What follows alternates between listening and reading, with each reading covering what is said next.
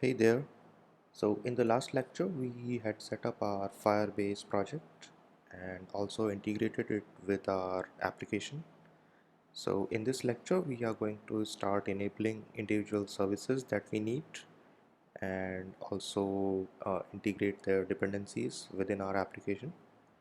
So first off, we start uh, uh, with the chat app Firebase project. This is the console page that we had reached, and open it up in the browser if you don't have it open already. So then we go to this authentication tab, click it. Now we need to set up a sign-in method, so click on this, and uh, for the purpose of this course we are going to enable email and password based authentication. So we click on the email password based authentication method and enable it and save, and that is it. That's how we enable authentication in Firebase. And like, now let's move on to the database. So Firebase provides two types of databases. One is Cloud Firestore and another is a real-time database. So since Cloud Firestore is the new offering from Google, we are going to make use of this.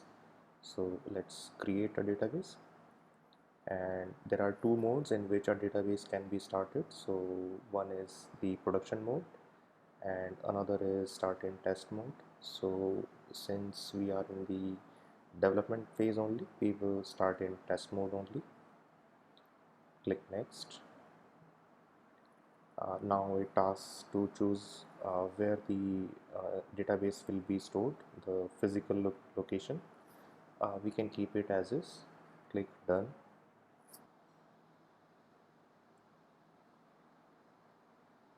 Alright, so our database has been created, and we will look in subsequent lectures how we will populate this. For now, let's move on to the storage.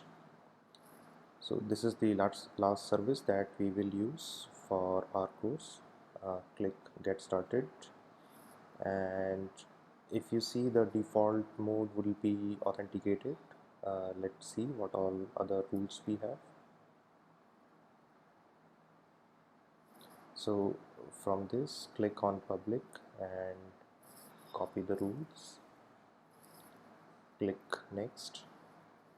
Click done. So it will create our default bucket.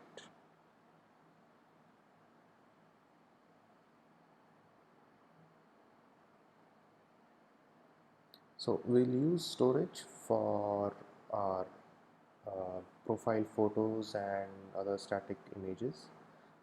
Let's click on rules,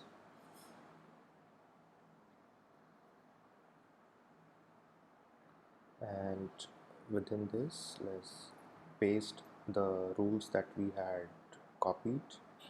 So click on publish,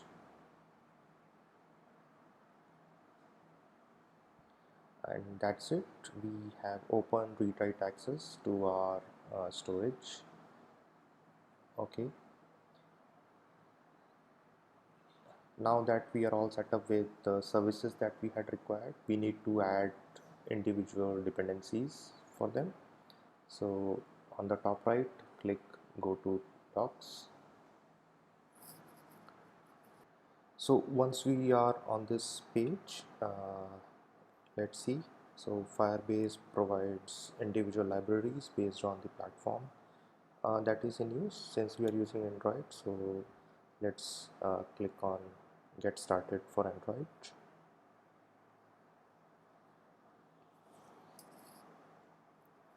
And on this page, scroll through um, to a section which is available libraries, and within this you can see there are multiple dependencies listed.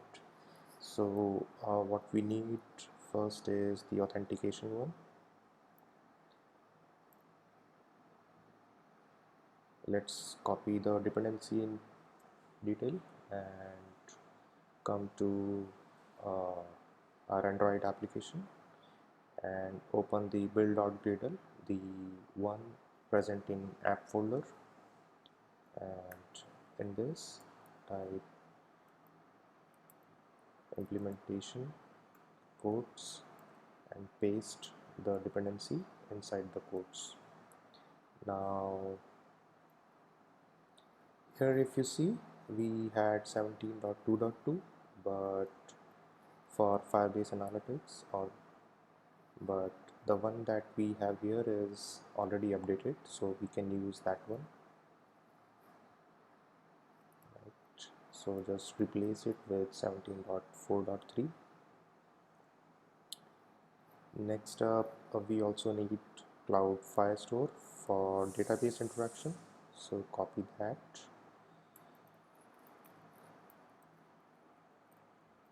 And implementation, and within single quotes we add this dependency.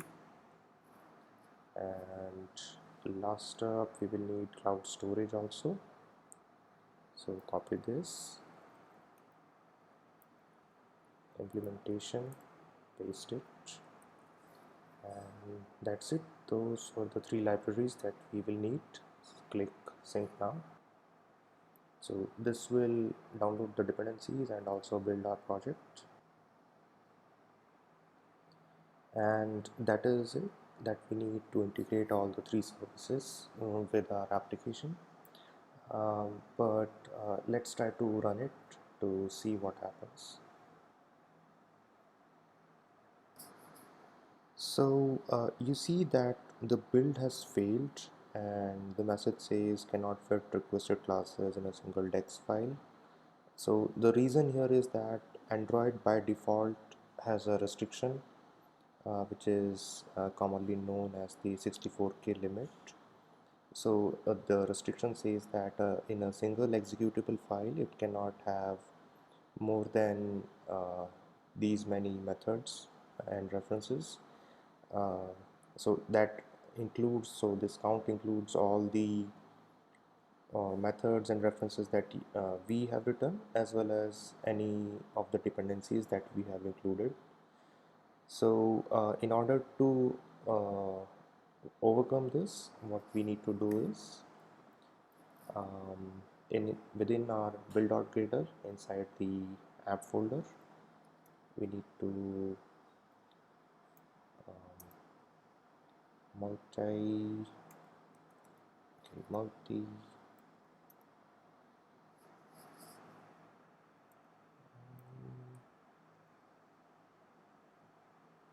multi-dex enabled.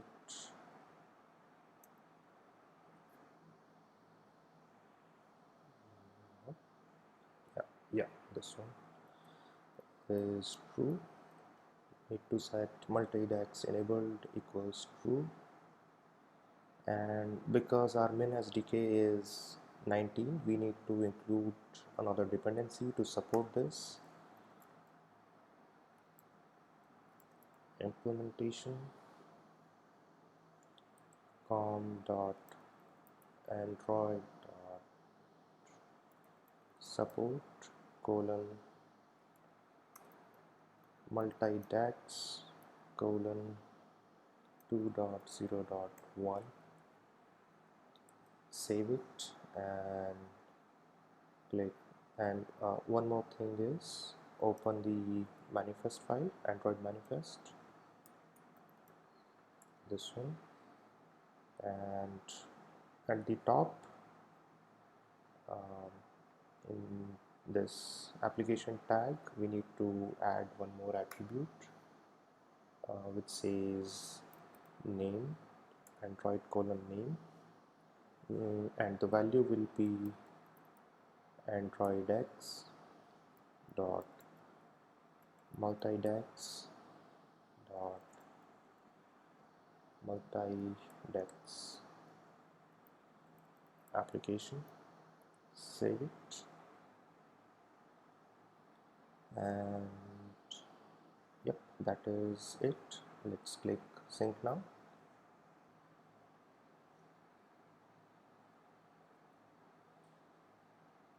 Okay, so the build has finished. Let's try to run it now.